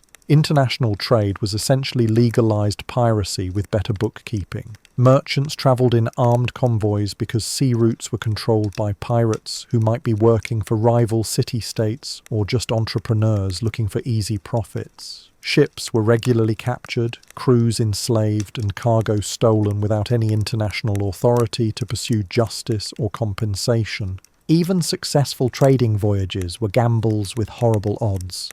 Weather could sink your ship, foreign rulers could confiscate your goods, and local populations could simply refuse to trade or demand tribute for the privilege of doing business in their territories. Merchants who survived long enough to retire were either extremely lucky or extremely ruthless, and usually both. The manufacturing sector would shock you with its primitive techniques and dangerous working conditions. Metal workers used furnaces that barely reached the temperatures needed for proper alloy work, producing tools and weapons that were inferior to anything you'd find in a modern hardware store. The quality control was non-existent, so you never knew if your sword would hold an edge or your cooking pot would leak poison into your food. Textile production was back-breaking labour that destroyed workers' health over time. Spinning thread required hours of repetitive motion that caused arthritis and deformed fingers. Weaving was done on primitive looms that demanded perfect coordination and constant attention. Dyeing fabrics involved toxic chemicals that caused skin diseases and respiratory problems that shortened lives and made workers unemployable by middle age. Construction work was a death trap that would horrify modern safety inspectors. Buildings were erected using human muscle power and crude machines that failed regularly and catastrophically. Workers hauled massive stone blocks up ramps using rope and pulleys that snapped without warning, crushing anyone unlucky enough to be underneath. Scaffolding was made from lashed-together wooden poles that collapsed at the slightest provocation. The concept of workplace safety simply didn't exist. If you were injured on the job, you were replaced immediately with no compensation for medical expenses or lost wages. Disabled workers became beggars or died of starvation because there was no social safety net to catch people who couldn't work. Quality control in manufacturing was hit or miss at best. Potters produced vessels that cracked when heated, metal workers made tools that broke during normal use, and builders constructed houses that collapsed in minor earthquakes. Customers had no legal recourse for defective products except personal vengeance against the craftsmen who had cheated them. The service sector consisted mainly of slaves and foreigners who had no legal protections and could be abused or murdered by customers with minimal consequences. Innkeepers regularly robbed guests, prostitutes were beaten or killed by clients, and guides led travellers into ambushes where they were robbed or enslaved. Even skilled professions like medicine and law were primitive and dangerous. Doctors had no understanding of anatomy, disease, or proper treatment methods. They relied on superstition, guesswork, and treatments that often killed patients faster than the original ailments. Lawyers were essentially skilled orators who won cases through emotional manipulation rather than legal knowledge or evidence. The entire economic system was built on slavery and exploitation in ways that would make modern sweatshop conditions look humane by comparison. Slaves provided the labour for mining, construction, manufacturing, agriculture, and domestic service that made Greek prosperity possible. They weren't just workers, they were property that could be bought, sold, beaten, or killed according to their owners' whims. Free workers competed against slave labour, which drove wages down to subsistence levels and made economic advancement nearly impossible for anyone without inherited wealth or political connections. The presence of slaves in every sector of the economy meant that free labourers had to accept whatever wages and working conditions owners offered, because the alternative was being replaced by people who worked for nothing but food and shelter. The psychological impact of this economic system would devastate anyone with modern sensibilities. You'd be surrounded by human misery on a scale that would make contemporary poverty seem luxurious by comparison. Children sold into slavery by desperate parents. Adults worked to death in mines and quarries. Families destroyed by debt and forced separation. The casual acceptance of this suffering by people who considered themselves civilized and moral would shake your faith in human nature. Greeks who wrote beautiful poetry and profound philosophy saw nothing wrong with owning other human beings or working them to death for profit. The disconnect between their intellectual achievements and moral blindness would leave you questioning everything you thought you knew about progress and civilization. Your modern work ethic and professional standards would be completely incompatible with Greek business culture. The emphasis on short-term profit, personal relationships, and social status rather than quality, innovation, or customer service would frustrate you beyond endurance. Greeks didn't compete by making better products or providing superior service. They succeeded through family connections, bribery, and the systematic exploitation of people with less power. The environmental destruction caused by Greek economic activities would appall anyone with contemporary awareness of sustainability and conservation. Mining operations stripped mountainsides and poisoned water supplies without any consideration of long-term consequences. Deforestation for shipbuilding and construction left entire regions barren and prone to erosion that destroyed agricultural productivity for generations. Manufacturing processes dumped toxic waste into rivers and harbours that killed fish and contaminated drinking water supplies. Leather tanning, metal smelting, and pottery production created pollution that made urban areas barely habitable for anyone who couldn't afford to live upwind from industrial districts. The transportation infrastructure would leave you stranded and vulnerable in ways that modern travellers can barely imagine. Roads between cities were little more than dirt tracks that became impassable during rainy seasons or winter months. Bridges were rare and often washed away by floods, leaving travellers to ford rivers that might be swift, deep, or controlled by bandits demanding tolls. Maritime transportation was even more dangerous and unreliable. Ships were small, overcrowded, and prone to sinking in storms that modern vessels would handle easily. Navigation was primitive, relying on coastal landmarks and celestial observation that left captains lost and helpless when weather obscured familiar reference points. Communication systems were so primitive that business relationships depended entirely on personal trust and reputation rather than contracts or legal enforcement. A merchant's word was literally his bond because there was no way to verify claims or enforce agreements across long distances. This created a business culture based on family connections and ethnic loyalties that excluded outsiders and prevented economic innovation. The monetary system was chaotic and unpredictable in ways that would paralyze modern financial planning. Currency values fluctuated based on military outcomes, political changes, and rumors that had nothing to do with economic fundamentals. A successful business could be destroyed overnight by devaluation caused by events completely outside the owner's control. Interest rates varied wildly based on personal relationships, social status, and perceived risk rather than standardized banking practices. Wealthy lenders charged whatever rates they thought they could extract, while borrowers had no recourse except accepting extortionate terms or doing without capital for business expansion. The insurance industry didn't exist, leaving everyone vulnerable to losses from theft, fire, natural disasters, or simple bad luck. A single storm could destroy a merchant's entire inventory. A fire could burn down a craftsman's workshop, or a military campaign could confiscate a farmer's entire harvest. There was no way to spread risk or recover from catastrophic losses except through family support or charitable giving that was unreliable and insufficient. Banking services were provided by individuals rather than institutions, making financial transactions personal relationships subject to the lender's mood, health, and political situation.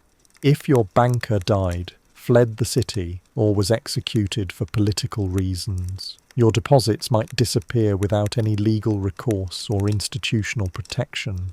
The concept of corporate organization didn't exist, so business ventures were limited to what individuals or families could finance and manage personally. Large-scale projects required government sponsorship or wealthy patrons who could withdraw support at any time for personal or political reasons. There was no way to raise capital through public investment or limit personal liability through corporate structures. Professional associations and trade guilds were more like family businesses than modern labour organisations. They existed to protect established members from competition rather than improve working conditions or professional standards. Outsiders were excluded through barriers that had nothing to do with skill or qualification, while insiders could maintain their positions regardless of competence or ethical behavior. The legal framework for business was primitive and unreliable, with commercial disputes settled through personal negotiation, social pressure, or violence rather than standardized legal procedures. Contracts were interpreted according to local custom and personal relationships rather than written law, making business planning impossible for anyone unfamiliar with local culture and social networks. Even basic concepts like intellectual property, patent protection, or trade secrets were unknown, meaning that innovations could be copied immediately by competitors without compensation or legal consequences. This discouraged investment in research and development while rewarding theft and imitation over creativity and entrepreneurship. The accounting methods were so primitive that business owners had no reliable way to track profits, losses, or cash flow over time. Record keeping was informal and personal, making it impossible to analyze business performance or make informed decisions about expansion, investment, or operational changes. Quality standards were non-existent, with products judged by appearance and reputation rather than performance or durability. Customers had no way to compare competing products objectively, making markets susceptible to fraud and manipulation by unscrupulous sellers who prioritized short-term profit over long-term reputation.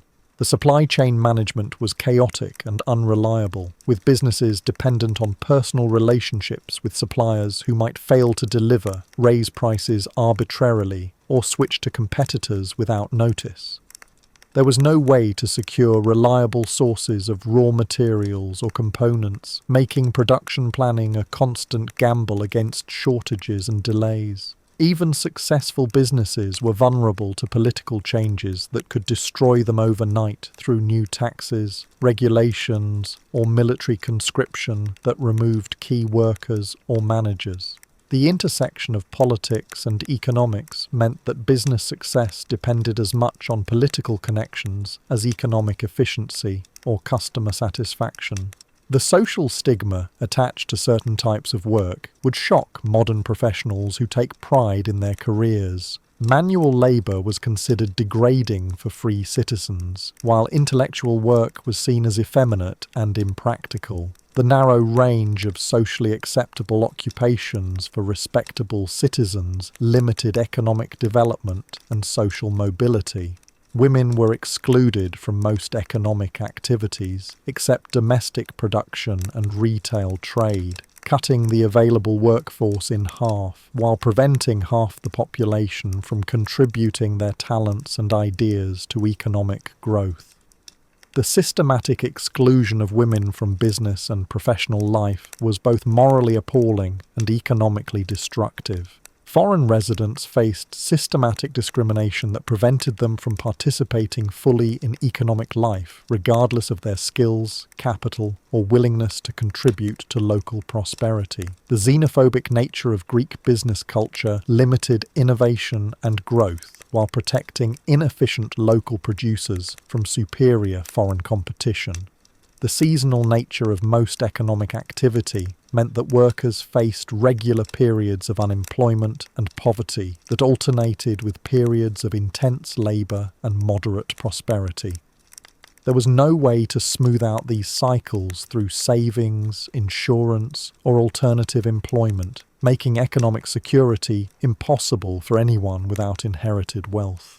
Ancient Greece in all its brutal, unforgiving reality. Not the sanitized version from your history textbooks or the romanticized fantasy from Hollywood movies, but the actual world where human suffering was the price of every marble column and philosophical insight. You wouldn't last a day because you're not supposed to.